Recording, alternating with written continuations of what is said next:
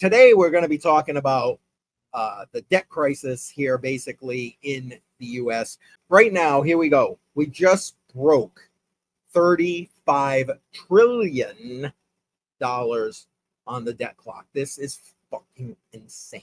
I'm sorry, it just is. Feel free to jump in, Joe, and give your 2 cents, because I think everybody here that listens to me rail about this all the time knows my thought about this. Yeah. Whenever I see this, whenever I think about it, like literally, I get stressed out. Yes. It's more anger, I guess, because the only reason we're in debt, it's not us, it's not the people who's doing this, it's the government. Yes. And the government is doing this to us. And like it comes down to just the government can print money out of thin air, create this debt, help all these other countries, not help our veterans, not help our women's battered shelters or anything like that, our kids that are being, abused and everything. But instead, they're helping all these other countries. Yes. And forcing us to get into the country further into debt. And then when it comes to like taxes, they don't make sense. Like the more and more that I get into crypto, the more that I see what the government is. So we like, if the government can just print money out of thin air, just whatever. Oh, and crap. then Sorry about that. You have taxes. What are the taxes going for? Because they can just print it.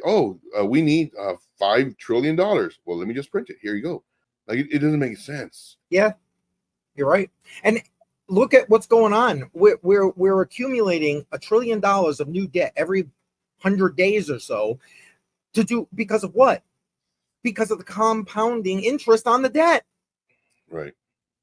And it was funny too. This was a few months ago where they were talking about creating a coin, like making a titanium coin or whatever. And I did a live stream about that. Yes. Yeah. So they could pay the debt off. It's like, why do you need to print money to buy a coin to pay the debt off? Why don't you just pay the debt off? Because you're making the money, making it up anyway.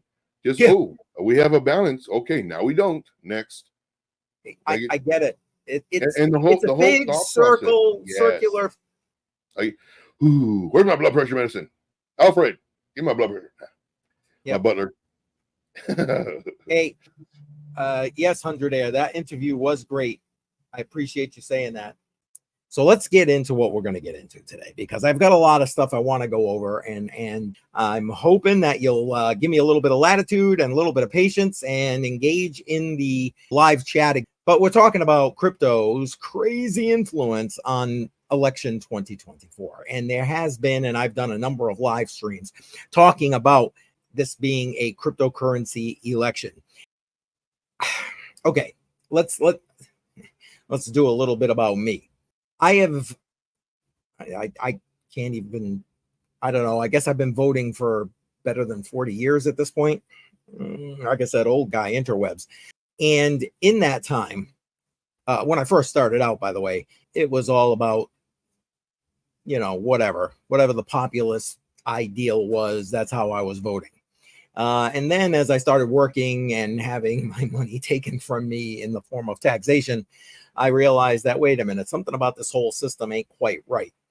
But even then, I didn't, I still voted. I guess I had maybe 3 to 6 things that were core that, that's how I voted. If you were gonna, be about like veterans, for example, that's one of my core, or was one of my core positions, still is one of my core positions. The more pro veteran and veteran services and that kind of thing you were, the more likely you were to get my vote. Didn't matter, Democrat, Republican, Independent, that didn't matter.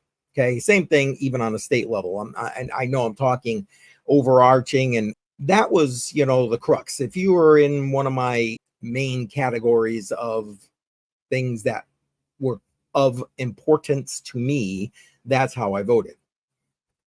But now, since this last presidential election, so since 2020, I have pretty much become a single issue voter. And I mean, yes, those other things are quite important to me. I'm not going to lie.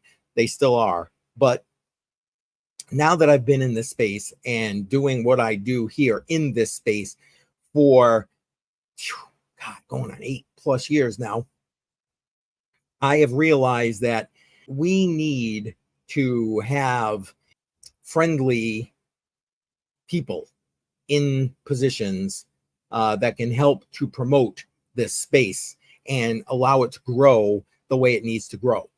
And so for me, this crypto is going to be the deciding factor. And now let's even think about crypto. I mean, for those who've been around for any length of time, did you ever think that like by 2024, cryptocurrency, Bitcoin, that kind of thing would even be